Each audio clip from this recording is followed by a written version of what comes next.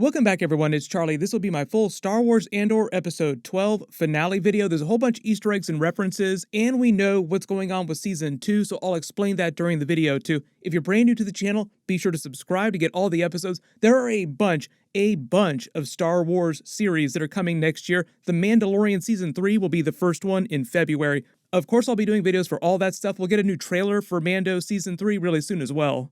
Careful for spoilers. If you haven't seen the episode yet, we'll start at the beginning and work our way through shot by shot, talking about Easter eggs, WTF moments as we go along. Starting with the episode title, Rick's Road, which is the name of the main road through the town on Ferrix that they closed down for the mother's funeral. The whole idea is that the Empire is trying to catch him there, the rebels, Luthen wanted to kill him there, the Empire wanted him alive. And you also have Syril Karn, who's still trying to catch him, so you have all these different factions converging on Rick's Road in the episode. The actual opening scene is of Dedra coming to Ferrix with her death troopers. You see Bix still recovering from her torture between sessions in the hotel, and his picture there is meant to be a reminder of why he hates the Empire, why he's doing this.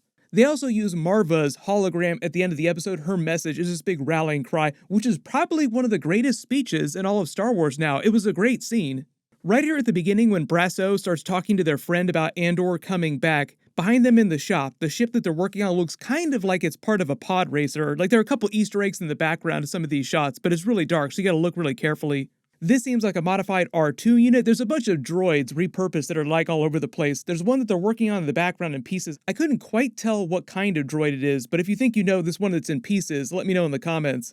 When Dedra and the other Imperial spies start walking around town, the funny thing about this is they look so out of place, like the worst disguises ever. You would immediately know that they were not part of this town. The same is true when Syril Karn also shows up here too with the Sergeant. It looks completely out of place, completely different from all the other locals. We find out that Nurchi, the loan shark that Andor owed money to at the beginning of the series, is basically trying to find out where he is and rat him out to earn more money like a finder's fee. He winds up getting his comeuppance by the end of the episode too. Serves him right for trying to rat out Andor.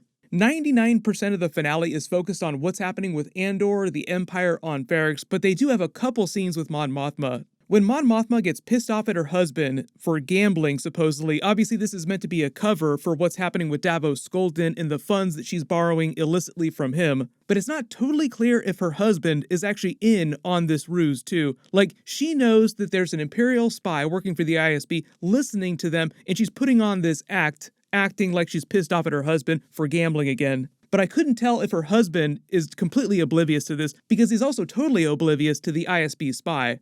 If it wasn't clear this season, Mon Mothma has been keeping him on the dark about everything that she's been doing. He also isn't aware of the deal that she made with Davos Skolden. We do get a couple answers about her storyline, like Dedra's old nemesis at the ISB, Blevin, winds up being the one behind the spy who's been keeping tabs on her, and they plan to use the knowledge about the gambling debts against her to either ensure her loyalty so that she doesn't continue working against the Empire within the Senate, or they can just use it as an excuse to kill her and get rid of any problems that she might cause them in the future. Obviously kind of a moot point because we know what happens to Mon Mothma. She winds up joining the rebellion, the Emperor dissolves the Senate just before the events of A New Hope. But at the end of the episode, when Davos Skolden shows up with his family, his son, to meet her daughter, it just confirms that she said yes to his deal. So I was a little disappointed that they didn't pay off as much of her storyline. Like I said previously, I think heading into Season 2, they'll just use Luthen's funds to solve all of her problems, but it's also kind of a moot point, because even if the Empire did find out, the Emperor's going to dissolve the Senate within a couple years anyway. What I was really looking for was her husband and her daughter winding up killed, because we don't see them anywhere during the original trilogy, and it seems like Leia becomes her surrogate daughter, probably because something terrible happens to her real daughter. Velsartha reunites with Cinta, and it seems like she's cracking under the pressure. Like, Cinta is core rebellion, she's all about the mission, but it seems like Velsartha is wavering just under all of the stress. You also get the vibe later when she reunites with Luthen that he's ready to kill Andor, throw him under the bus to protect the secret of the rebellion, even though he's inspired to bring him in by the end of the episode. Don't worry, I'll talk about that too, because it was also a great scene. But early in the episode, when he's still planning on killing him, Velsartha just seems like she really hates the idea. When Andor sneaks back into town, he's in the same area in Rick's Road, the main road that they're in the big fight later in the episode. Behind him, it also seems like there's another repurposed R5 droid. The Arabesh writing etched into the brick in the wall, which seems precious to him, is his father, because we see the flashback to his father, and the brick has the same writing on it that his mother's brick has on it. Remember, the whole custom with their people is that they bake the ashes of the deceased into these bricks and then use the bricks to build structures around the town. So literally his father is buried here in this wall. Also, his father was killed by the Empire on Rick's Road. If it wasn't clear, the riot at the end of the episode was meant to be a parallel for the riot that killed his father earlier in his life. When he has the flashback to his father teaching him about repurposing old tech, like, look at all this old valuable stuff that people don't care about, they're ready to sell it to you for 500 credits, it's worth so much money, is also meant to be a parallel for Marva's speech at the end of the episode when she talks about rising up, people being asleep, not really caring about things anymore like they should have been. Time to take care of business and get rid of the Empire. A lot of it's all in metaphors, but all the speeches, like his speech in the flashback and her speech, is more literally meant to be anti-Empire. Everybody rise up, join the rebellion, basically. They have another scene of Nemex's voiceover reading his manifesto as he's actually reading the book that he gave him earlier. That's meant to be a manifesto of the rebellion itself, like a treatise that he wrote about the actual rebellion, why it exists. It's just meant to flow with the idea that he's coming around on the idea of the rebellion just in general, like he's starting to actually care what's going on, care about getting rid of the Empire. Whereas previously he was shown to be a very selfish person. He really only cared about finding his sister, which they never answered during this episode. I was a little upset about that. I'll address that later in the video.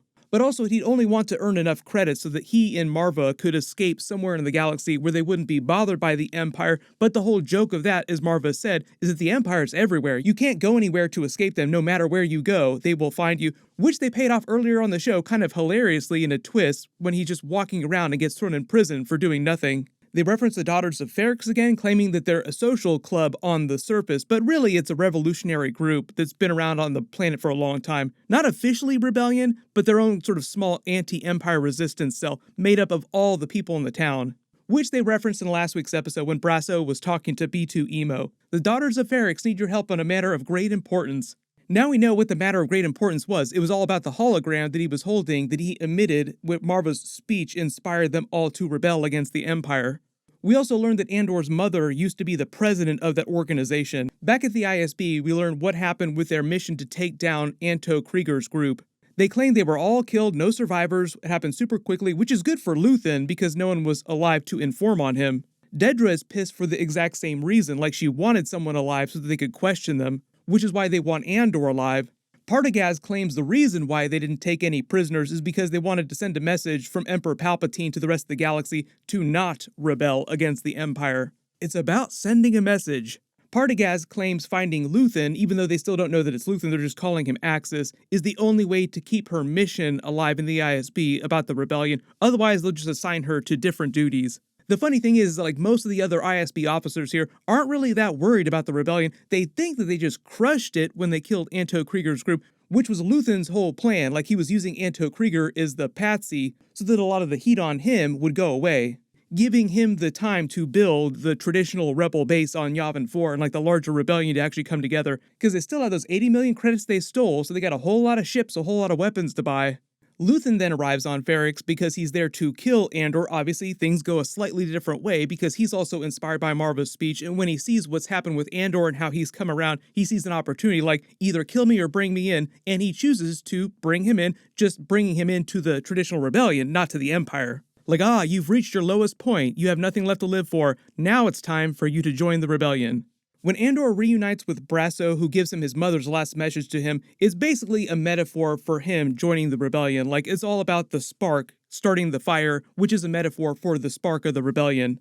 She was basically telling him that she always knew that eventually he would come around, eventually he would stop being a selfish person and start caring about what's happening with the Empire and do something about it.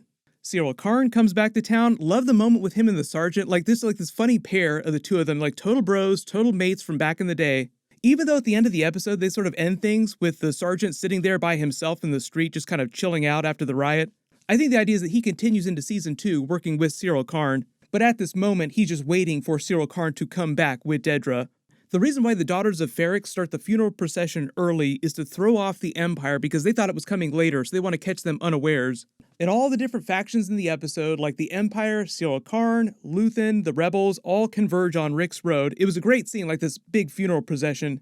One of the other hilarious moments early on here too is as they're all assembling in the town square, you see Syril Karn walk right by Luthen, the person he was chasing much earlier in the series, the person who was much more important than Andor. It just meant to show you one of the great follies of the character, that he's so focused on Andor that he's missing the big picture. Luthen, the axis of all rebel activity in the galaxy, is the big picture. Don't tell Dedra what's going on, because she'd be pissed off if she knew about this. You walked right by him and you did nothing. And like I said, her speech in the episode, probably one of the all-time great Star Wars speeches now. It was an awesome scene. We find out how Andor got his name. Cassian Andor, from his mother, is his mother's name basically, Marva Cassia Andor. His real birth name is still Cassa. Like I said, they never answered what happened with his sister this season. Like earlier in the season, the last we heard of it, his mother was telling him, forget about that, forget about finding your sister, and that's it. Clearly, that's not it. I'm assuming now that they just push that into season 2, and at some point he will find out what really happened with his sister. So theory crafting, still wide open for that. What actually did wind up happening to his sister? Will he find her before he dies during Rogue One? Or has he already found her and just doesn't realize that he's found her? When she talks about being worthy of the stone, she's talking about the actual physical stone that they use with her ashes. We learned Ferrix had been her home her entire life. She had a sister who lived there with her when they were younger. It also helps explain why she didn't leave with Andor when he asked her to, because it was the only home that she'd ever known. Her entire speech is meant to be a memorial, but also inspiration to the rest of the citizens here, the daughters of Ferrix, as well as Andor himself, to rebel against the Empire, continue resisting the Empire. The whole metaphor about them having been sleeping is all about Andor or the others ignoring the threat of the Empire for too long, which he also refers to as the darkness reaching into everything around the galaxy like rust. And the speech also winds up inspiring Luthen, even though he's already been hardcore rebellion this whole time. It just reminds him of why he's been doing all these things. They set off the homemade bomb, which starts the riot, which causes a bunch of collateral damage, killing a bunch of other Imperials because their grenades go off too. So it's like them taking out 20 Imperials and a bunch of their equipment for the price of one. He even winds up taking out that traitorous former friend who tried to sell Andor out. Cinta takes out that Imperial spy she'd been clocking for the last several weeks working for Dedra. Syril Karn rescues Dedra, predictably, after she almost gets taken out by the mob during the riot. Lord of Simps continues to simp his way into Season 2, probably gaining himself a promotion to the ISB like he originally wanted. Would not be surprised if he's actually working with Dedra more formally during Season 2. If we're making jokes about kinks, those two characters just having weird kinks, the funny thing about Dedra is that she has a praise kink, and that's all Syril Karn has been doing, is simping her, praising her left and right. And it just seems like he would do anything to become her more formal whipping boy. Make all the jokes that you want about the two of them. Andor winds up rescuing Bix, bringing her to the ship that Brasso and a few of the others are using to escape the planet, including B2 Emo. They said they're going directly to the Ganji moon nearby, but ultimately I think the idea is that anyone who survives here past this point is joining the rebellion and will wind up on Yavin 4 at their base when they set up the larger rebellion during Season 2. Which is basically what he's talking about when Bix is saying, he'll find us again, we'll meet again. He will meet them again, probably at Yavin 4. They have that great ending scene too with Andor surprising Luthen back at his ship, trying to sacrifice himself. Like I said, the reason why he did that is because he lost everything, like he had nothing left to live for. So when he surprised him there, he wasn't thinking about joining the rebellion. He wasn't trying to ask Luthen to bring him in. He was saying to him that he's tired of running, so either kill me or take me into the Empire. But Luthen is thinking, no, I'll bring you in to the actual rebellion. And speaking of Luthen, there was a big Easter egg that they clarified in a previous episode. So earlier on the show, he had this mystery weapon that people thought might have been a lightsaber or a Jedi Temple Guardian staff. They thought that Luthen might be a former Jedi or a former Jedi Temple Guardian. The reason why I didn't talk about this is because I didn't think that he had a lightsaber. I didn't think that he used to be a Jedi or anything like that. In the Star Wars, people clarified that that actually is correct, and his weapon was actually just a plain old knife, like nothing that special. But surprise, maybe not surprise, there is a post-credit scene. They reveal what Andor and the prisoners were building, and it confirms a bunch of everyone's theories. Like, it was a very common theory that they were building parts for the Death Star. They were making them build the thing that they would eventually wind up using against them. Except it goes even further than that, because the parts that they were building were specifically for the dish of the super laser, so very literally Andor was building the very thing that would wind up killing him during Rogue One. It'd be like forcing a prisoner to build a gun, then picking the gun up and shooting him with it. But the big plans for Season 2 is that the story's going to change a little bit because there are going to be time jumps during each new arc. Each 3 episodes, there's like a new arc in the show. During Season 2, they're going to jump through time way faster because Season 1 takes place mostly about 5 years before Rogue One, and Season 2 will cover the rest of the remaining years to the beginning of Rogue One.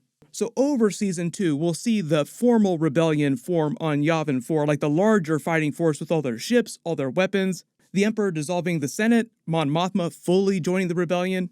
They start filming this month. They probably won't be able to get all the episodes out in time for next year. There'll be 12 episodes in Season 2, just like Season 1. Season 2 probably going to premiere early 2024 after the New Republic show, the Star Wars Acolyte series. It's meant to be the new Sith show that they're doing, set about 100 years ago. Maybe we'll see some Darth Plagueis the Wise. Have I ever told you the tragedy of Darth Plagueis the Wise? Darth Plagueis was actually the reason why Palpatine became the Imperial Senator from Naboo. He made that possible. Palpatine's plan to take over the galaxy was originally Darth Plagueis' plan. It's just that at a certain point, Palpatine killed his master to become the Sith Master, because that's usually what happens. There's always two, and the apprentice usually winds up killing the master to become the master. But because of the events of Season 2 in the formation of the rebellion, we might get an Ahsoka cameo because she was the fulcrum character, like she was responsible for the formation of the rebellion. She served as the point of communications between all the rebel cells. She was a really important person during the rebellion. Maybe a Princess Leia cameo, maybe some of the live-action Rebels characters we're also seeing during the Ahsoka series like Hera. They deal a lot with the formation of the rebellion during that series as well. And because of the Death Star, we're talking about the Rogue One characters, maybe an Orson Krennic cameo, Galen Erso still alive working on the Death Star right now, so maybe Mads Mikkelsen will also be on the series. Also maybe a Jyn Erso cameo and K2SO. Any of the Rogue One characters are fair game for a cameo during Season 2. Maybe outside chance an Emperor Palpatine cameo scene, in the way that we saw him briefly cameo during the Obi-Wan Kenobi series. But if you spotted any other Easter eggs or references during the finale that I didn't talk about in the video, just write them below in the comments, or if you have big questions about what's happening in Season 2. Like I said, the Mandalorian Season 3 trailer will probably drop relatively soon. Those episodes are going to start in February, so of course I'll be doing videos for those just like I did for the previous seasons as well.